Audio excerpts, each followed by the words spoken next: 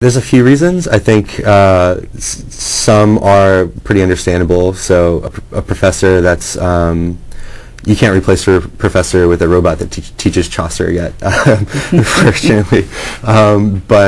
So there's a lot of fixed labor costs that are pretty expensive, and in a lot of cases, these colleges are competing with, the private sector for some of the most talented people in the industry.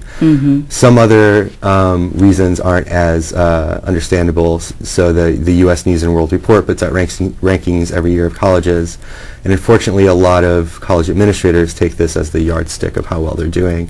But the thing is that the rankings measure more about how much they spend per student and how quote-unquote prestigious the school is. And that leads them sometimes not to make the best choices when it comes to making their schools more accessible and making their schools more affordable. Are schools really struggling, or do they complain a lot about their overhead? Well, schools are really struggling right now because they're hit from several sides. On the one side, students and families are having a harder time. So if they don't have a big endowment that can help students pay for college, they're having a hard time in that regard. State governments are also, most state governments have had big budget cuts that have affected colleges. Some are very extreme, like in California, where they've cut back enrollment, where they've seen, again, something like 27-30% tuition increases in some systems. And then on the other hand, schools that do have endowments, those endowments were in the stock market when it was not doing so well. So they've been hit by many sides. So there are a number of factors that go into that. Can you tell as a student when there are cutbacks? Usually can. Some schools have done a good job in really trying to help their students through it. But for example, if you're in California, you're going to see a huge tuition increase. You might see cut to state grant programs. You'll see the number of students there be smaller next year. So if you're coming into school, you're going to find it a little bit harder to get in. You're also seeing impacts on professors. So in California, they're making people take furloughs. And this is just an extreme example of what's happening all over the country. All over the country, you have layoffs at schools. You have you have budget cuts affecting professors. You have tuition increases. And I think we've had some changes in the degrees that are available, which I think sometimes is good to eliminate those areas where there's no great need in the future. Have you noticed this? I haven't seen that personally, but I'm sure a little bit of that's going on as schools are looking for places to cut. They might look at some departments and not think it's worth it. What is the typical way that students pay for their education now? It's really a mix of factors. Most students work. Most students get some help from their parents. Most students take on loans. Increasingly, they take on private student loans, which are dangerous. They have high interest rates, not very good terms. And they get grants from school, state, and federal government. Well, aren't there some low-interest college loans now available? Yeah, the federal government offers a few different kinds of loans with cheap interest rates and good terms.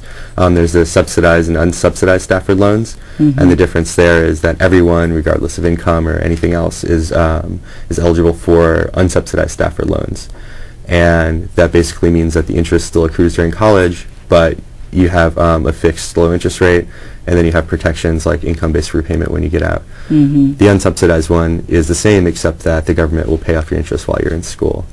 And then there's a Perkins loan program, which could be changed because of the pending bill, but is a 5% interest rate and also subject to a lot of the same borrower protections. Have you heard of the Bird Scholarship?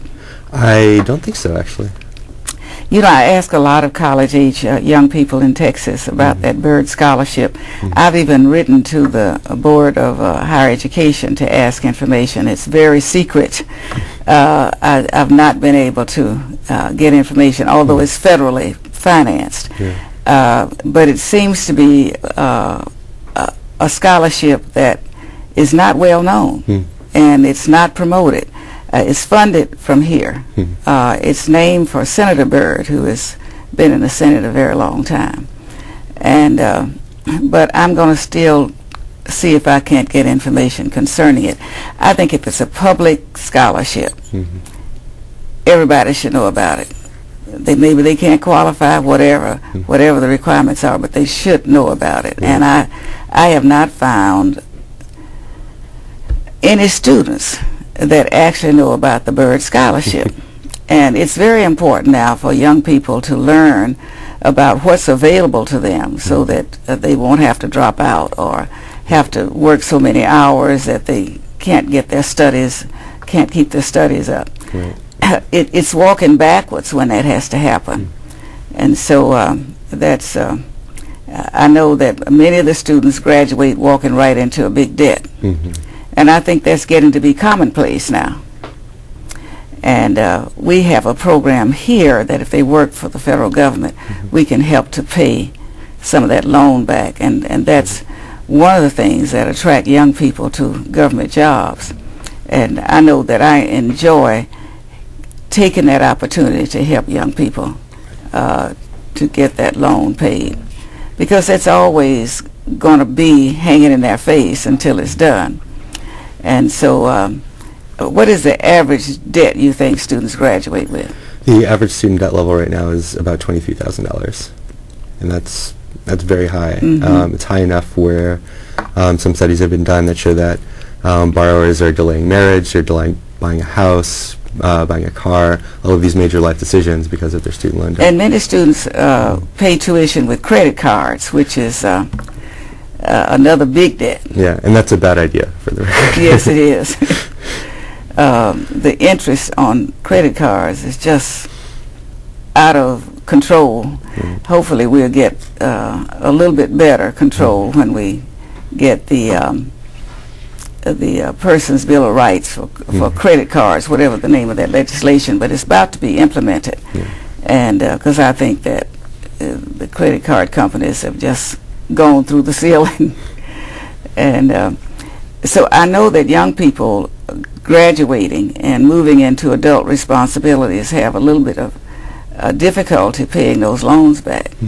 Are you given a certain amount of time to get them paid back? It depends on what program you're in. So, for example, if you're struggling, you can get into the income-based repayment program, which a lot of students don't know about yet because it's new. But that means that you don't have to pay more than a certain percentage of your monthly income for your loans, and then after 10 years, your loan's forgiven.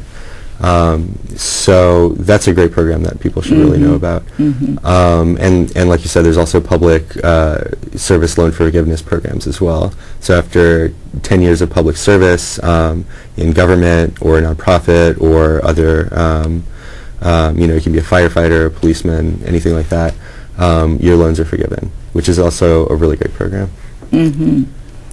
Well, that's good news.